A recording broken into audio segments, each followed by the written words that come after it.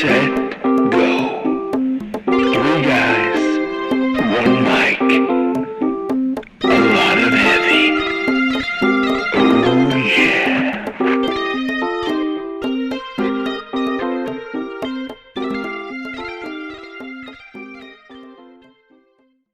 Hello, I'm Jeff Crenshaw, And Ben Eastman. and you're listening to Heavy Set. What are you doing? What? I'm confused. You were gonna do heavy, and I was gonna do set, and then together we were gonna do go. Okay. Usually we do the whole thing together, so... all right. And you're listening to Heavy Set. Go... Wow, you got it wrong again. No, that was on you, you son of a bitch. You bastard. How you doing today, Jeff? I'm good. Actually, Heavy Set Go. There, we got it. Actually, I've had something on my mind for the last few days. Oh yeah. And a few days ago, I walked out to my old high school for a memorial service for one of my teachers. Mm-hmm. Miss Abrams died of cancer on I think it was the 14th. She was my yearbook teacher, and figured maybe talk about that starting out, and then move through other topics of the day. Okay. I had Miss Abrams one semester senior year for yearbook. Yearbook is generally a year-long class, but my junior year, I was going to have a term that had no electives, and I didn't want to do that, so I postponed junior English to senior year so I could take speech and debate. And as a consequence, I had to leave yearbook class at the end of the first semester. But the time I did spend there, it was she was a great teacher. I don't have many specific memories of Miss Abrams because the nature of what yearbook class is we basically were constantly working, trying to make deadlines, and in class, usually she let Ryan Murray often kind of run the show. He was the editor-in-chief of the yearbook, but she did. She was there, and she always sat on the round. Whenever we were working on articles and we had a deadline for a rough draft or whatever, and we would usually arrange the chairs in a circle, and she would sit in and give her opinions on your stuff, if she liked them or not. And she was I could tell she was really passionate about her job as a yearbook teacher, because She tried to play off her passion about yearbook with what I perceived to be kind of a false apathy. She's like, look, whether or not the yearbook, if the class was goofing off, which we sometimes did, she'd say, hey, guys, it's no skin off my nose if your yearbook turns out good or not. These are your yearbooks. I have all four of mine, and you don't have yours yet. So if you want to ruin your yearbook by not working hard on it, that's your choice. That was basically what she would say. But she tipped off her hand that by saying it. I think she said it 3 or 4 times that I could remember. And it was just always you could tell she cared a lot about her job, and she was that was one of her passions. Doing the yearbook, and Ryan's too. It wasn't a passion necessarily for me, but Ryan Murray and Abrams together, they engendered enough respect and I'm trying to think of the word. They made me care enough about the yearbook that I would do my best to work on it. And What were the articles that you did on the yearbook? oh God, I wrote a volleyball article. Mm-hmm. And kind of Brandon Regner would do these backgrounds and headings and everything, and we would write the articles and kind of insert the pictures. I think where in the places where he had put the templated areas for pictures on the page, Mm-hmm. and type in the captions and everything. I wrote one about volleyball. I wrote one about Key Club, I think, or did I write the Key Club one? What was Key Club about again? It's like a community. It's a community service club.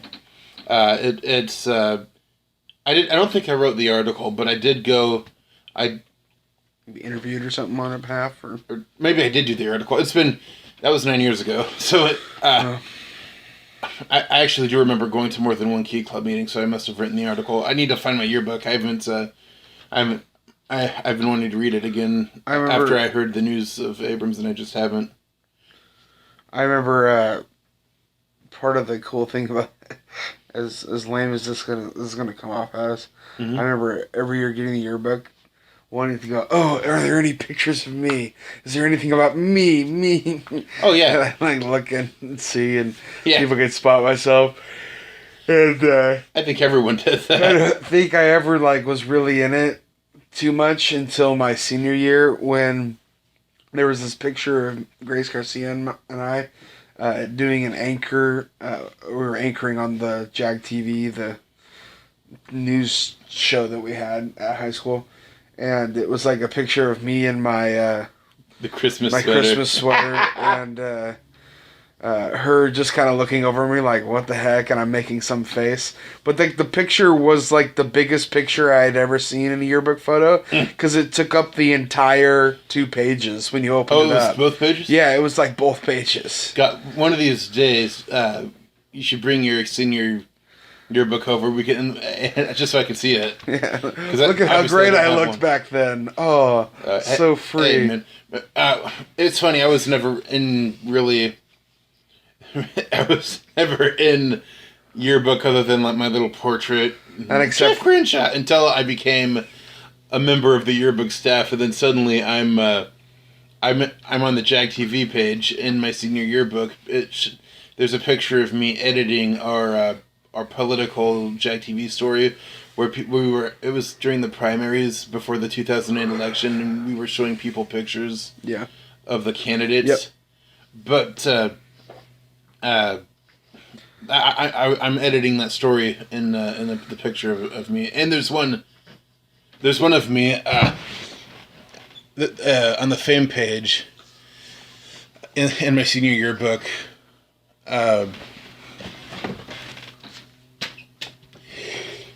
I remember this very clearly. I was sitting in yearbook class working on a story, and there's a picture of Tyler Shaw and I sitting together at a table. It was during one of those A&E days, or where like every so often in fame class you'd have a themed day for a period of time in history. Yeah. Someone did Renaissance, someone did postmodern, modern, just periods of time in art.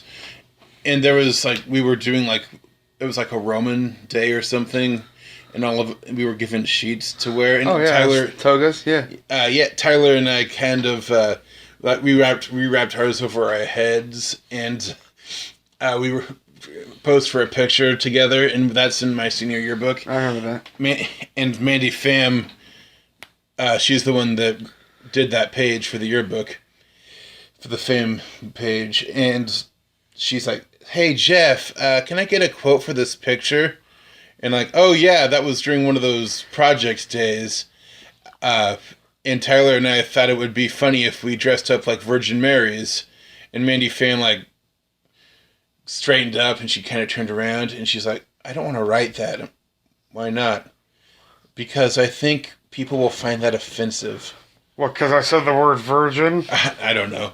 But I said, okay, then how about shepherds? Okay, I'll put that. So the quote says, we're dressed up as we thought it'd be funny to dress up as shepherds, but really, we thought it would be funny if we dressed up like Virgin Marys. You heard it here, folks. You heard it here. You heard it here. No, nothing but love from Mandy Fan. There's like a fringe group of people from that year. Oh, Bill Donahue's going to show up at my house. We're the Catholics. And they've got like a picture of that. They're like, oh my God, they're shepherds. And then when they find out that it's Virgin Mary's, their whole world's going to come crashing down. Oh, they framed that picture. Yeah. God. But I think I interrupted you at one point. What were you going to say? Well, I was going to say, you're in most of your books that I know, because you were one of those guys that always wrote hags. I did not do that. You always wrote hags I did not in the worst handwriting possible. I did have the worst handwriting possible, but I did not write hags. Hags, Jeffrey Crenshaw. I have proof of this because I have written hags. Well, my senior year, like it was towards the end of the school year. Tom Abel walked up to me with the yearbooks, like, "Hey Jeff, here, man." And I'm like, "Oh, okay." I opened it up to the Fame page, and I'm like, "Tom Abel." I forgot what I wrote, but it's been great knowing you. In Fame, you're a funny guy. Have a good summer, something like that. And then like, "Here, man, here's your yearbook back." He's like, "No, dude, that's your yearbook." So in my own yearbook, there's a message in my handwriting to Tom Abel. I think I did that in one of my yearbooks too. Because sometimes, like, for me, it was like when you get your yearbook, it was a mad dash to get everyone who meant anything to you in your yearbook. Yeah. I don't know what. Looking back on it now, it's like, what? But, like, I would just be going around, and sometimes you'd, like, meet a group of people where you're like, well, 4 of the 5, I want them to sign yearbook, so they're just, like, passing it around, and sometimes you get them mixed up, and then they pass this to a person that you don't really care. Wow, sorry, that was a huge podcast yawn. But then they pass to someone that you don't really care about, and they're like, oh, and they sign in, and you're like, oh, damn it, you used up space that a really cute girl could have signed. I remember my senior yearbook. I think I'm a nice guy. I think you filled up an entire page, like in my senior yearbook, writing your message. It was like about I remember it was about Truth of the Heart, which was the first film I made. But it was a good message. Tally, freshman year, he drew a stick figure. My friend Tally Salmon. He drew a stick figure with a Hitler mustache, and he wrote, "Don't be a Nazi" from Tally. That sounds like something Tally would write. It does. Wow. Man, we had great times in yearbook. And she's... Murray and Abrams, they both... they earned the kind of respect... where I tried my best to not let them down. You know what I mean? I worked hard. So man, I've yet to earn that respect from you. Ha! You're a constant letdown to me. Oh wow! But I worked the best I could to do the best job I could on the yearbook, and I had a lot of fun in that class. Well, Abrams was a really sweet person. She was, and she was really young too. I mean, because she was in her 40s. Yeah, when she died. Maybe late 40s. I never had class with her myself, but because I had Fame, we had to do what are called Fame. For those of you who don't know, was people who were wanting to kind of have or special in any kind of arts or entertainment coming out of high school. So mine was journalism at that time, / film. And so we took this, what was called the Arts Cam, which was basically a class all year. Focused Arts and Media Education. Yeah, there you go. That's good. And to excel in it, you had to do hours helping out different projects or different people, in order to properly, get this special cord that you would get by passing the class.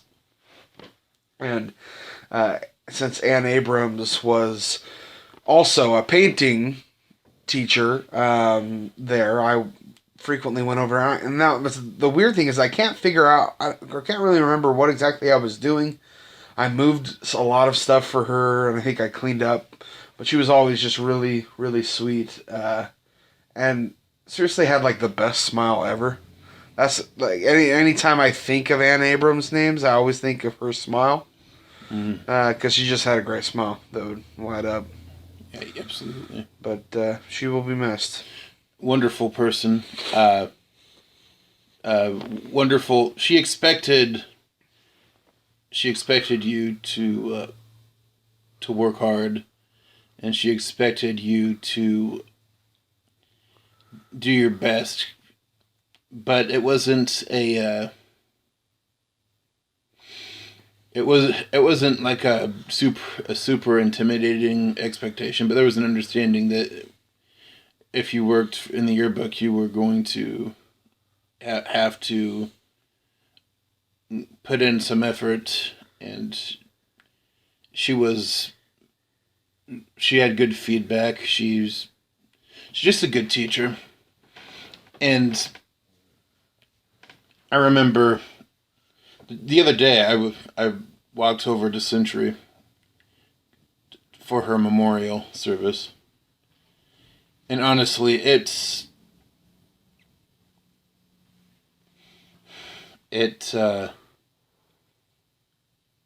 was, I want to be careful how I word this. I had a really good time there.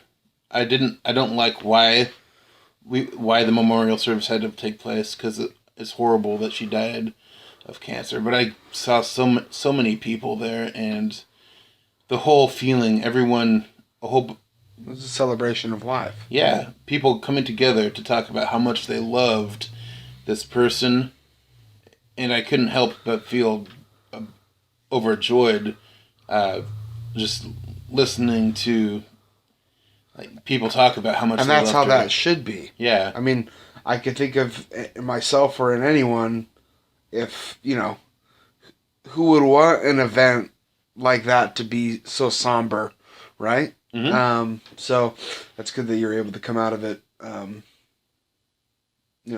very positively.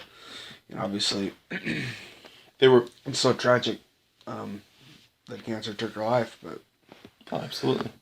She's going to be remembered, And clearly everyone absolutely loved her who came in touch with her.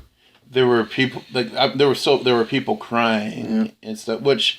If someone goes to one of those things and doesn't have a good time like I did, and obviously that's okay, I understand completely, because you lose someone that you love. Well, people grieve in different ways, Yeah, and I just felt so happy that so many people loved her. There was genuine, there in that room there was a mix of emotions, like genuine sadness, genuine affection, the person. I think Trevor Hennigan made the funeral programs. Usually with those you get the picture on the front, and then on the inside on one side there's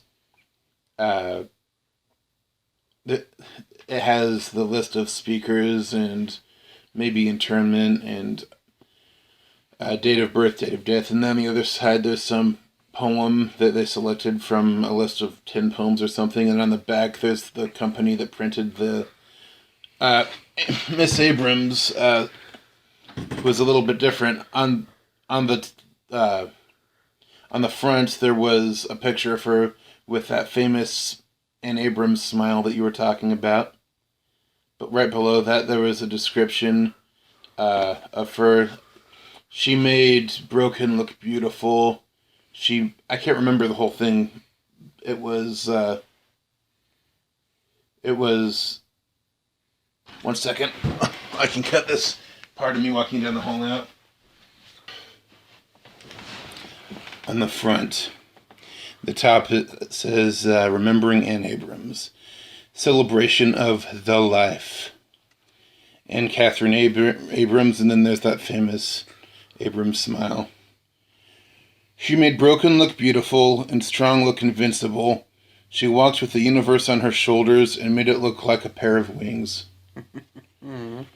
And on the top here, there's the top half of the left side interior. They have the details about the funeral, the story of Anne's life, the opening playlist, and remembrances. But the rest of it is just her story. And let me see where it is.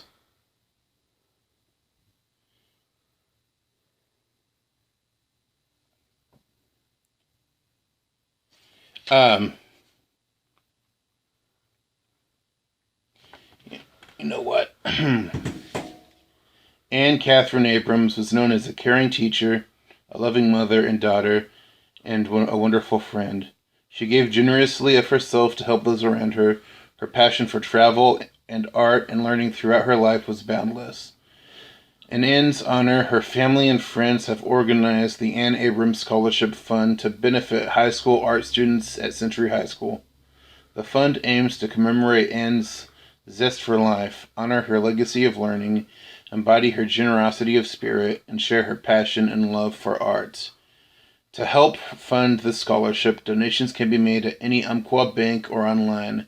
Please reference the Anne Abrams Scholarship Fund or account number 396-182-3709. For online donations, via your bank reference the account number 396-182-3709 along with the bank routing 12320-5054.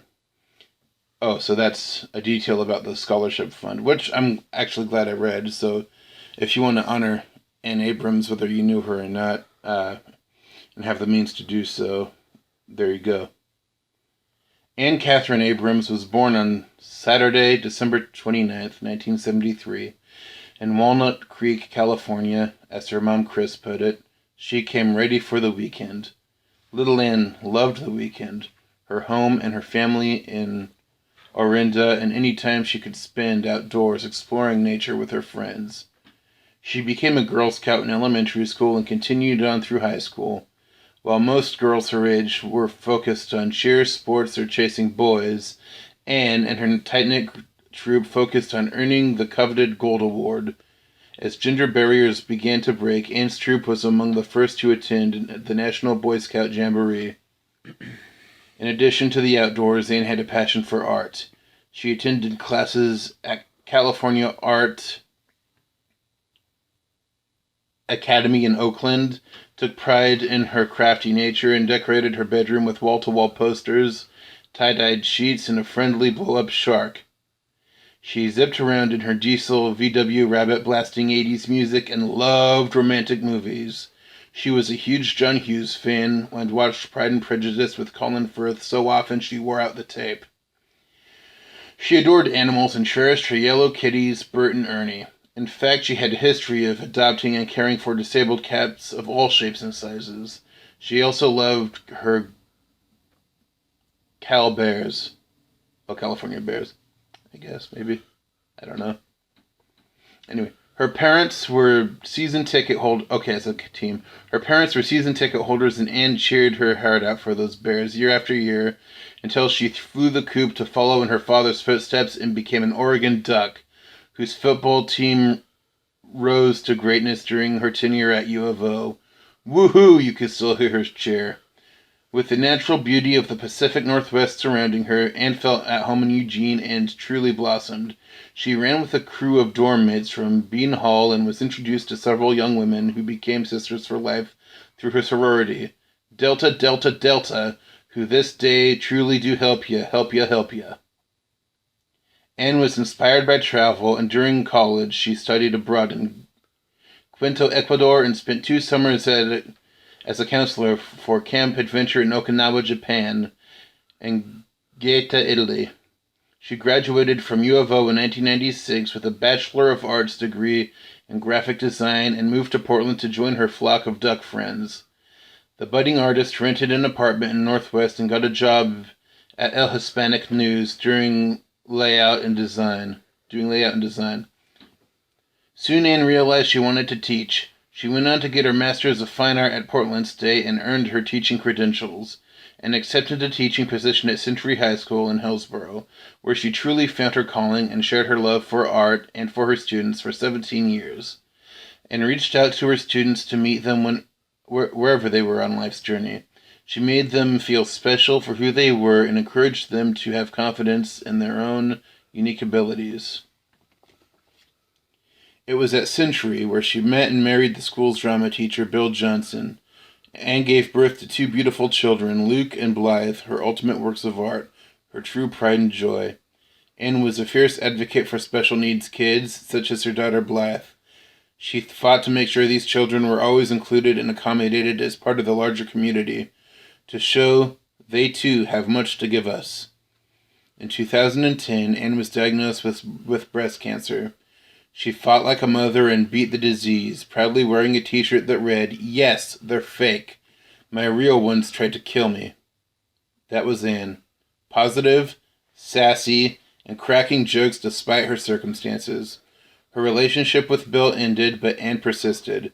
She met a dashing computer engineer from South Africa, Mark, who had proved to be one of her biggest fans and greatest supporters.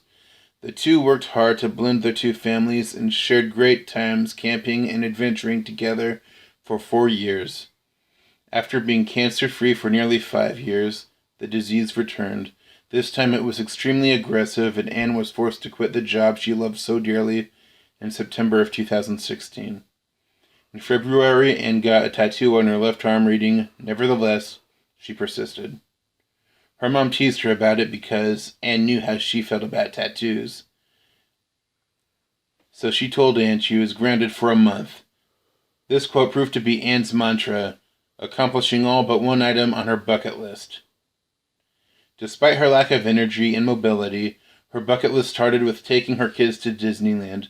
She did so with gusto on her electric scooter, goofy breakfast and all. Then she planned a trip to the Oregon coast with her sorority sisters for a beach weekend those women will treasure forever. Next up, as an art teacher, she had never been to Paris, which she felt was simply unacceptable. So she defied the odds once again and graced the City of Light with her glowing presence. From the Eiffel Tower to the Louvre, God, I'm going to butcher this, it's in French, to Musée d'Orsay. I know I butchered that, so I apologize. And up all 284 steps to the top of the Arc de Triomphe, where she earned another charm for her bracelet, as well as the admiration of her friends and family. When she returned, her health continued to decline, but she pressed on. Next on the list was a trip to Seattle to celebrate her son's Luke's birthday atop the Space Needle.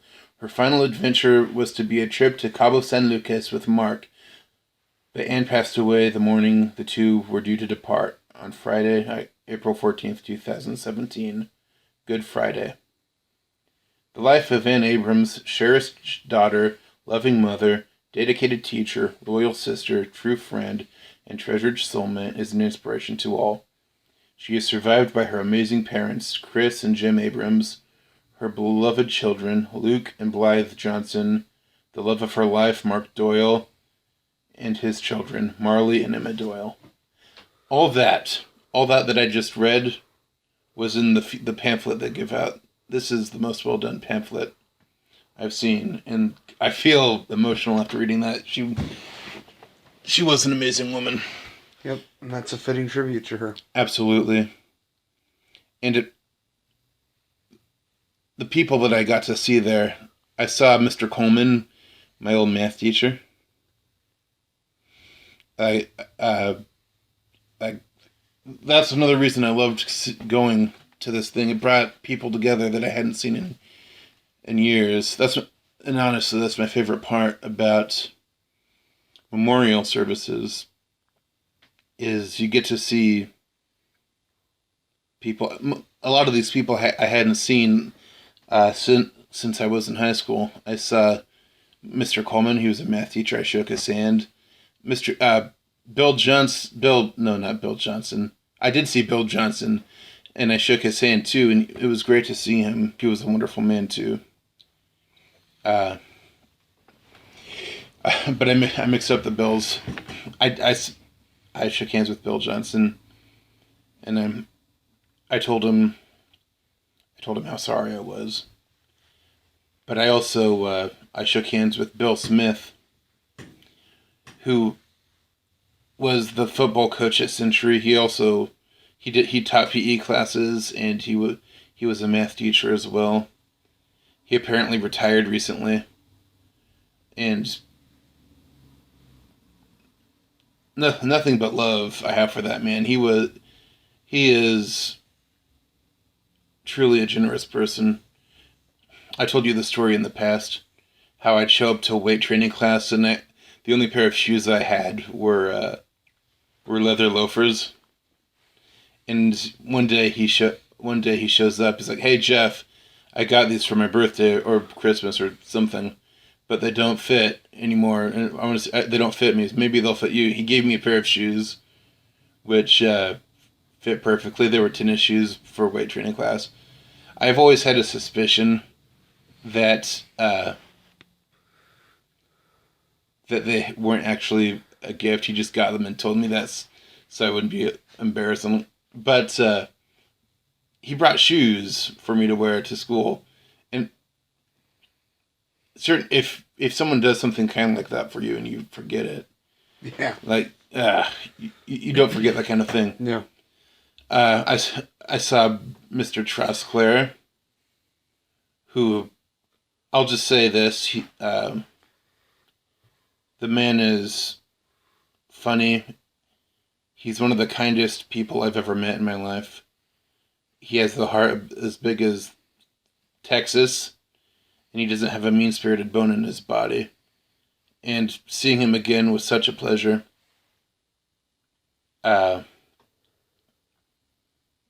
He actually dropped me off at Ben's place after the memorial. I was going to walk back, but he was like, "No, you're not walking. Let me drive you." And he did. Give me a lift. I saw Heather Zare. Mrs. Zare. I don't know, did you ever have Mrs. Zare? No. She's one of those people that no matter how, if you get up and you have a really bad morning, like the second you step into her class, you get a smile on your face. Mm-hmm. She's one of those. Trosclair was like this too. She's one of those people who exude a certain humor. She has a great sense of humor, and it's almost as good as her ability to teach. And she just makes you feel good being in her presence. She's one of those people. Trosclair has it. Alan Burrell has it. Ben Eastman has it occasionally. What the heck would Alan Burrell teach? How to talk in kind of a quiet, whispery voice when you're trying to enunciate something important. Wow, this burger has wow factor. How to tell if a burger has wow factor. If it's okay. And at Red Robin, not necessarily the best thing on the menu. Okay, now that's like declaring war on Alan. like bashing the Whiskey River barbecue. Alan's going to show up with a knife behind my back. "You besmirched my God." He stabs me in the chest. No, but like Mrs. Zare, Trosclair, Mr. Smith. I saw Doug Miles. He graduated the same year I did, but now he's a teacher at Century. So I asked how that felt, and I asked if it was really surreal, and he's like, no, not really. But he doesn't go to the places where he used to hang out in high school, so that he's able to compartmentalize between Yeah. the memories of being a student. It's a job. Yeah. And when you were going to school, that was just a school obligation. Yeah. When you're a job, things are a little bit different. Well, still, I think it'd be weird going to the place where you spent that you were a student and having the people that you once like regarded as your teachers are now your colleagues. That's how I felt when I started working at Best Buy. Oh yeah. Because I grew up in that Best Buy. Oh, shut up. And then when I became one with Best Buy, it was like, whoa, these people were my ringers, my checkers, my salespeople, and now I'm one with them. But just a lot of people that I hadn't seen, and it was wonderful. Well, sounds like it was a wonderful tribute to a wonderful person. Absolutely. I'm happy I went. It was good to see everybody, and it was wonderful to have an opportunity to say goodbye to the great, wonderful person who was Ann Abrams. Rest in peace, Ann. I'm Jeff Crenshaw. This is Ben Eastman. And you've been listening to Heavy, Set, Go. Go. This is Heavy Set